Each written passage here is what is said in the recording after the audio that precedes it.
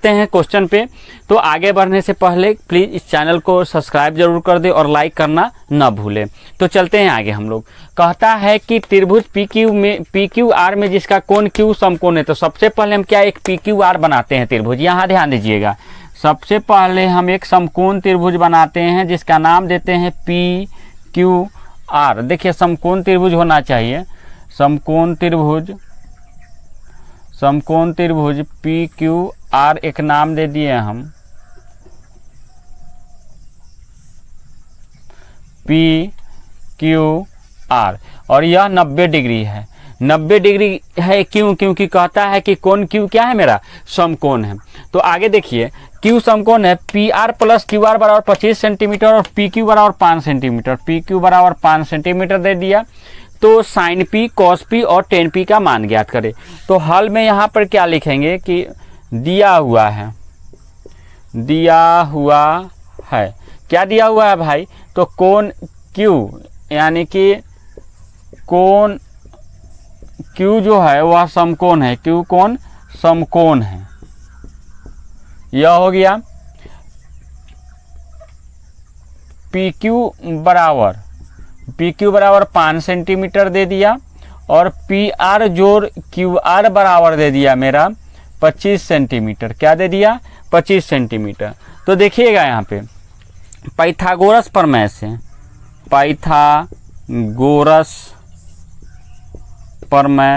से क्या जानते हैं हम लोग कि कर्ण का स्क्वायर दोनों के स्क्वायर के क्या होता है? बराबर होता है। तो यह हो जाएगा आपका PR का स्क्वायर इक्वल टू PQ का स्क्वायर प्लस QR का स्क्वायर। यह चीज़ आपको आ गया समझ में। अब PR के यहाँ पर हम क्या लिख सकते हैं? तो यहाँ देखिएगा, देखिए QR को ऐसे ही रहने देते हैं। QR को क्या करते हैं? ऐसे ही रहने देते हैं। और PR को अगर इधर ले जाएंगे, PR को ऐसे ही रहने देते हैं और QR को इधर ले जाएंगे तो क्या हो जाएगा मेरा? 25 माइनस QR। 25 माइनस QR कैसे आया ये समझ में आ गया आपको? एक तरह का क्वेश्चन आपको हम यह सॉल्व एग्जाम्पल जब बना रहे थे स्वाधीन प्रश्न, उसमें भी बताए थे। QR को हम इधर ले गए तो PR जैसे के तैसे मेरा रह जाएगा। PR मेरा जैसे के तैसे क्या होगा? रह जाएगा। और यह क्या हो जाएगा? 25 माइनस QR। अब देखिए PR के यहाँ पर हम इसको रख सकते हैं। PR के यहाँ पर 25 माइनस QR का स्क्वायर बराबर PQ। तो PQ के यहाँ पर क्या है? 5। तो यहाँ रख दे 5 का स्क्वायर जोड़ QR का स्क्वायर या A माइनस B के होल स्क्वायर। देखिएगा यहाँ A माइनस B का होल स्क्वायर बराबर A square plus B square minus 2AB होता है। ठीक है। तो A स्क्वायर तब 25 का square minus A square plus B square तक QR का स्क्वायर माइनस 2AB बराबर 25 प्लस QR का स्क्वायर। देखिए QR प्लस में दोनों तरफ बराबर के अगर दाएं तरफ और बाएं तरफ दोनों अंक अगर दोनों संख्या बराबर हो और दोनों का चिन्ह बराबर हो तो वह कट जाता है। यह चीज़ आपको आनी चाहिए। अब 25 का स्क्वायर क्या होता है? 625 माइनस 2 25 दूना 50 QR इक्वल टू 25। अब देखिए इसको उधर उस साइड ले जाएंगे तो माइनस 50 QR बराबर 25 माइनस 625 या माइनस 50 QR बराबर कितना? माइनस 600। माइनस कितना? 600 होगा। अब 25 का स्क्वायर 625। ठीक है। तो 600 हो गया। तो यह कितना बार में कट जाएगा? 1 से 1 कट गया, 1 0 से 1 0 कट गया, 5 से कितना बार में? 12 5 60। यानी कि QR बराबर मेरा क्या आ गया? 12 आ गया। QR बराबर मेरा कितना आ गया? 12 आ गया, 12 सेंटीमीटर। तो जब QR बराबर 12 सेंटीमीटर हो गया, इसको समीकरण 1 मानिए। समीकरण 1 इसको नहीं, इसको मान लीजिए। समीकरण 1 मान लीजिए। तो जब QR बराबर 12 सेंटीमीटर होगा, QR बराबर यहाँ क्या रख देंगे? 12 सेंटीमीटर। अब देखिए यहाँ समीकरण 1 से, समीकरण 1 में QR बराबर 12 रखने पर क्या हो जाएगा? देखिएगा तो यहाँ अगर हम 12 रखेंगे तो 25 में से 12 घटाएंगे तो क्या जाएगा? देखिए PR बराबर क्या हो जाएगा मेरा?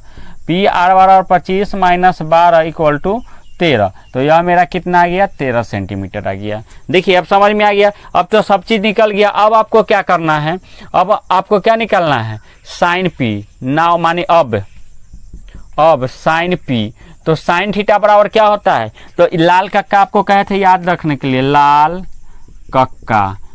कक्का कहे थे याद रखने के लिए, यानी कि यह और यह लंब बटा में कर्ण क्या होता है, साइन पी बराबर लंब यानी कि परपेंडिकुलर बटा में कर्ण, परपेंडिकुलर बटा में कर्ण। और पी कितना है मेरा, परपेंडिकुलर कितना है, देखिए साइन पी का बात कर रहा है यानी कि इस एंगल का बात कर रहा है, तो इस एंगल के सामने वाला भुजा क्या हो जाएगा, लंब हो जाएगा, यानी कि यह हो गया 12 बटा में के का मान क्या हो जाएगा मेरा, तो के कर्ण मेरा कितना 13, 12 बटा में 13 आंसर।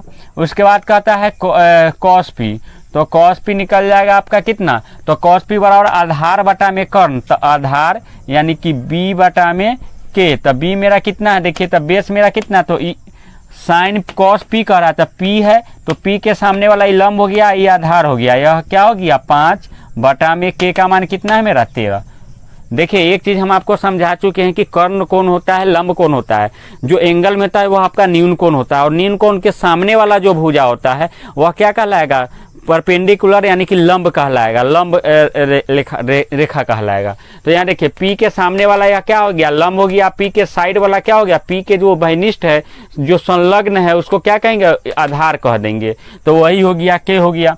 अब tan p बराबर लिखना है, तो tan p बराबर क्या होता है, देख लीजिए tan p बराबर क्या हो जाएगा, तो लंब बटा में आधार, तो लंब मेरा क्या है, लंब परपेंडिकुलर बटा में बी, पी बाई बी, तो परपेंडिकुलर मेरा क्या है 12 और बी बेस मेरा कितना है 5, तो यही होगी आपका सेंटीमीटर में है, क्या चीज़ में है, सेंटीमीटर में है आंसर। तो यह चीज़ आ गया समझ में। अब नेक्स्ट क्वेश्चन की ओर चलते हैं। देखिए बहुत इजी क्वेश्चन है, इसमें थोड़ा यहाँ पे आपको समझना है कि कैसे हम इसको यहाँ पे कैसे हम लाए हैं, इसको थोड़ा आप लोग समझ लीजिएगा। तो आ गया समझ में आपको। नेक्स्ट क्वेश्चन की ओर हम लोग देखते हैं, और ये आपका लास्ट क्वेश्चन होगा 8.1 का। तो सबसे पहले हम आपको क्वेश्चन लिख देते हैं, तब तक इसको नोट डाउन कीजिए। देखिएगा नेक्स्ट क्वेश्चन आपके सामने है। नेक्स्ट क्वेश्चन में क्या कहता है कि इसमें सही और गलत को चूज करना है कि कौन सा सही है कौन गलत है, लेकिन कारण भी देना है। सिर्फ सही गलत बता देने से नहीं होगा, आपको कारण भी देना होगा। देखिए tan a का मान सदैव 1 से कम होता है। तो हम जानते हैं कि देखिए 1 नंबर का जो आपका आंसर है, 1 का मार्कर चेंज कर देते हैं आपका। देखिए यहाँ पर 1 का आपका आंसर है, 1 का आंसर है आपका 1 का जो आंसर है tan का मान सदैव 1 से कम होता है। तो देखिए यहाँ पे tan है या tan a होना चाहिए, tan a है। देखिए यहाँ एक छूट गया था, tan a होगा, वही कह रहे बिना एंगल का त्रिकोणमिति फंक्शन कैसे वर्क करेगा। देखिए यहाँ पे tan है, तो चूंकि tan a बराबर क्या होता है, tan थीटा बराबर क्या होता है, देखिए तो लंब बटा में आधार, लंब बटा में आधार क्या होता है मेरा, परपेंडिकुलर बटा में बेस होता है।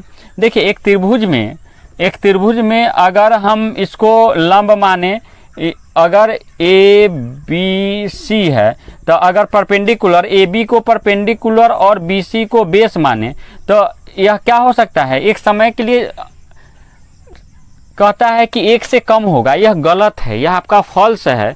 क्यों गलत है, क्योंकि ए बी का मान यदि मान लेते हैं कि ए बी का मान ए बी बड़ा होगा बी सी से, माना कि मान लेते हैं, माना कि, तो यह तो मेरा गलत हो गया ना, क्योंकि ए बी का मान बी सी से अगर बड़ा होगा तो मेरा 1 से बड़ा हो जाएगा। देखिए चूंकि अब एग्जाम्पल एगो लिख के बता देते हैं। एग्जाम्पल लेते हैं, ए बी बराबर 12 सेंटीमीटर, ए बी बराबर इसको 12 सेंटीमीटर ले लिया, इसको 10 सेंटीमीटर ले लिए। चूँकि हम इसको बड़ा लिए हैं, इसको छोटा लिए, तो छोटा लिए हैं। ए बी बराबर 12 सेंटीमीटर, बी सी बराबर 10 सेंटीमीटर, इसलिए tan a बराबर क्या हो जाएगा, tan a बराबर क्या हो जाएगा मेरा, A B by B C, तो ए बी 12 बटा में BC 10 बराबर 1.2 आ जाएगा। क्या आ जाएगा? 1.2। और 1.2 ग्रेटर देन 1 है। क्या है? ग्रेटर देन 1 है। लेकिन यहाँ पे कहा जा रहा है कि tan a का मान सदैव माने हमेशा 1 से कम होगा। यह तो गलत हो गया ना, हमेशा 1 से कम नहीं होगा। वो किस पर निर्भर करेगा? वह इसके वैल्यू पर निर्भर करेगा। किस पे? परपेंडिकुलर यानी कि लंब के और आधार का जो लंबाई है उस पर निर्भर करेगा। यदि लंबाई अगर लंबाई ज़्यादा होगा और बेस का अगर लंबाई कम होगा, अगर ऊपर में ज़्यादा रहे नीचे में कम रहे, तो हमेशा याद रखिएगा कि 1 से वह बड़ा होगा, ग्रेटर देन 1 होगा। आ गया समझ में? 1 से बड़ा होगा कब? जब ऊपर बड़ा रहे या नीचे छोटा रहे। जैसे कभी भी आप लोग ऊपर में बड़ा रहे और नीचे छोटा रहे तो हमेशा याद करिएगा कि यह बड़ा होगा 1 से, यानी यह छोटा है बड़ा होगा 1 से। हमेशा क्या होगा? बड़ा होगा 1 से। यह चीज़ समझ में आ गई आपको? तो यह हमारा क्या हो गया? अतः यह गलत है। अतः यह कथन गलत है। आ गया समझ में? गलत क्यों है सो समझ में आ गया। नेक्स्ट क्वेश्चन, दूसरा नंबर क्वेश्चन देखिए। यहाँ देखिएगा, सेकेंड नंबर क्वेश्चन देखिएगा। सेकेंड नंबर है आपका, कहता है कि कोण एक किसी मान के लिए सेक ए बराबर 12 बटा में 5, यानी कि सेक ए बराबर 12 बटा में 5। चूंकि सेक ए बराबर क्या होता है? सेक ए, तो साइन कॉस, कॉस का उल्टा सेक होता है। यह आपका साइन होता है, यह कॉस होता है और यह सेक टैन होता है। तो कॉस का उल्टा क्या होता है? सेक। तो कर्ण बटा में आधार होगा। क्या होगा? कर्ण बटा में आधार होगा। बउआ यहाँ ध्यान दीजिए, जब कर्ण बटा में आधार होगा तो एक हम इसमें क्या जानते हैं, एक इतना बड़ा नहीं लेते हैं, यही ठीक है। इसमें हम क्या जानते हैं? एक समकोण त्रिभुज में हम क्या जानते हैं कि इसमें सबसे एक इसका नियम है कि कर्ण जो होता है, कर्ण दोनों भुजाओं से बड़ा होता है, दोनों भुजाओं से बड़ा होता है, तब न जाके दोनों का स्क्वायर इसके वर्ग के बराबर होता है, दोनों का वर्ग इसके वर्ग के बराबर हो जाता है। तो देखिए तक ऊपर में बड़ा है, ऊपर में क्या है? बड़ा है, और नीचे क्या है? छोटा है। इससे छोटा ही होगा। आधार या लंब हमेशा छोटा होता है कर्ण से, आधार या लंब हमेशा छोटा होता है कर्ण से। तो ऊपर में बड़ा हो गया, नीचे छोटा हो गया। तो अभी ना बताए हम, अभी हम बताए थे क्या कि जब ऊपर में बड़ा रहे नीचे छोटा रहते हमेशा ही क्या होगा? 1 से बड़ा होगा, यानी कि ग्रेटर देन 1 होगा। क्या होगा? ग्रेटर देन 1 होगा। 1 से क्या होगा? बड़ा होगा। सेक क्या होगा? सेक ए का मान बड़ा, सेक ए का मान बड़ा है किससे? 1 से। आ गया समझ में? सेक ए बड़ा होगा किससे? 1 से। तो लेकिन हमको क्या कह रहा था कि सेक ए का मान क्या है? 12 बटा 5, यानी कि 1 से बड़ा है, तो यह 1 से बड़ा है, इसलिए यह सत्य होगा। यह मेरा कथन क्या हो गया? सत्य है। यह कथन क्या है? सत्य। अब देखिए, कौशिक कोण एक कोस सेकेंड के लिए प्रयुक्त एक संक्षिप्त रूप है। तो जी नहीं, कोस सेकेंड के लिए संक्षिप्त रूप नहीं है। कोस सेकेंड के लिए कौन सा संक्षिप्त रूप है? तो कौशिक है। कौन सा संक्षिप्त रूप है? तो कौशिक है। तो इसके लिए कौन सा संक्षिप्त रूप है? तो इसके लिए कोसाइन, जो मेरा कॉस होता है 3 नंबर में देखिएगा, कॉस के लिए क्या होता है? कॉस थीटा के लिए क्या होता है? फुल फॉर्म कोसाइन होता है। क्या होता है? कोसाइन। क्या होता है मेरा? कॉस के लिए क्या होता है? कोसाइन होता है। और को सेकेंड की किसका होता है? COSEC, कॉसेक का होता है कोसेकेंट होता है। यह चीज़ आपको आ गया समझ में? तो यह ऐसे ही फॉल्स हो गया।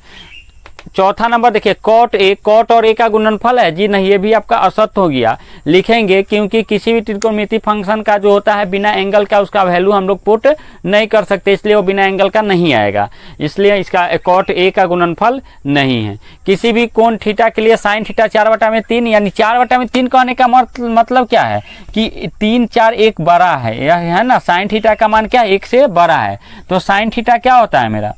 4 नंबर 5 नंबर में देखिएगा, 5 नंबर है, साइन थीटा बराबर क्या होता है? लंब बटा में कर्ण, लंब बटा में कर्ण। तो देखिए, तो ऊपर छोटा है, ऊपर क्या है? छोटा, और नीचे क्या है? बड़ा।